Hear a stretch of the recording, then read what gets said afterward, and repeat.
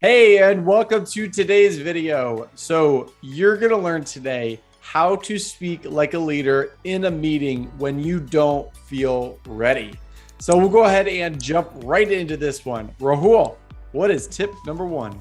So tip number one is to physically commit before you're ready. And what this might look like is you're in the meeting and you're trying to figure out, okay, do I jump in now? Do I jump in now? And usually if you do that, you know what happens. The meeting's over, you didn't say anything. So instead, what you want to do is get your hand up, even in a virtual environment, get your hand up or maybe lean forward, indicate, hey, I want to say something. And do it when you're in the middle of kind of formulating and still thinking. Good practice to just get your hand up, because you may not immediately get your chance anyway. You're going to get a couple seconds to think about it. So this is committing your body language before you get ready. And this is what I did early in my career. I started raising my hand. I just be like, okay, I'm just gonna put my hand up, and I know that eventually if they come to me, I'll just figure something out and I'll add what I want to add to the conversation, and then I can move on. And I'd feel so much better after I did it.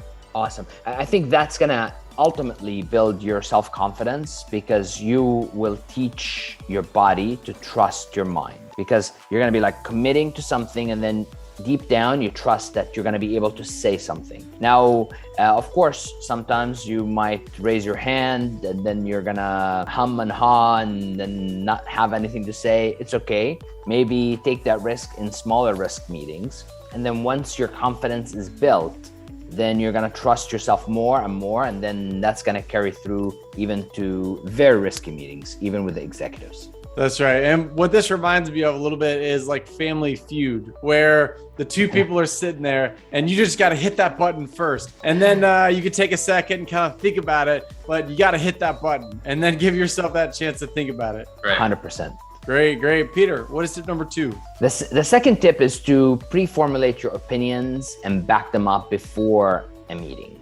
So don't think the meeting, you have to come up with an opinion in the meeting itself. That's very risky. So what you want to do is think about your project, think about your products, think about the direction of the company, think about the direction of your team, think about the direction of your career. Pre-formulate these ideas and opinions about them before you show up to the meeting. And also think of how can you back up those opinions when you have those opinions before you show up to the meeting. And then in the meeting, you're not waiting to formulate an opinion, you're just waiting for a spot to share a pre-formulated meeting that you've already made. And you're gonna sound like $1 million because it's gonna be sharp opinion and it's gonna be backed by content that you've already thought about.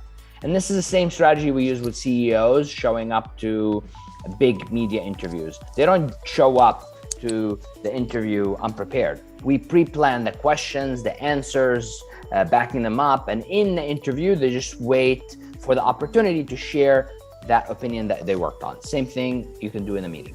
So if you're not feeling ready in a meeting, to get more ready, you do what Peter's saying, where you're pre-forming your opinions of what could come up.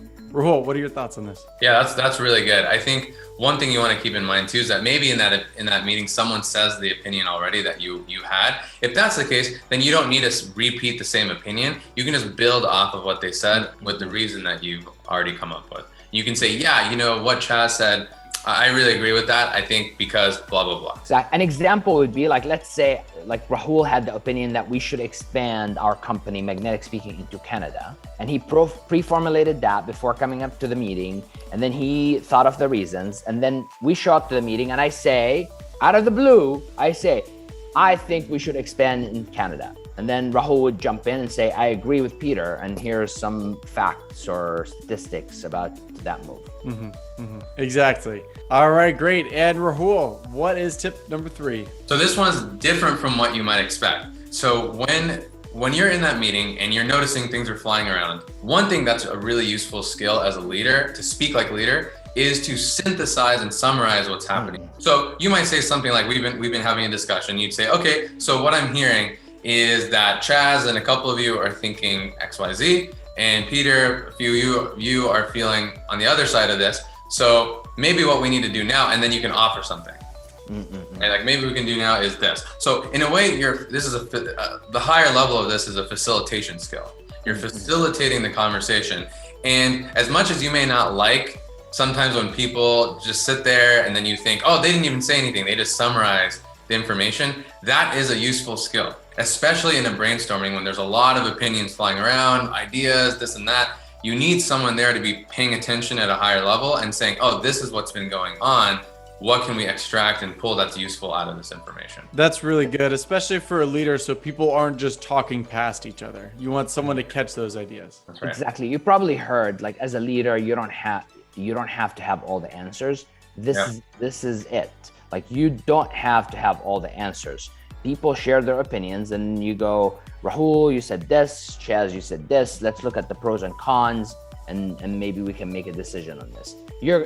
Even if you're not in a leadership position, just by saying that, you're going to sound like $1 million. You're going to sound like an executive. Right. All right. Well, there it is. So if you are going into a meeting and you're a leader now, or you're looking to grow into being a leader, you're not feeling ready in these meetings, then make sure you are doing a couple of things here. So first thing, just use your body and commit to it. The second thing is pre-formulate some of these opinions. So if you're not feeling ready in these meetings, it could be because you haven't thought it through before the meeting. So think it through before. All right. And then the third one, of course, is to pull, synthesize, and facilitate. All right. Well, thanks for watching. Be sure to subscribe. Stick around. We're going to come out with more videos on how to speak like an executive. See ya.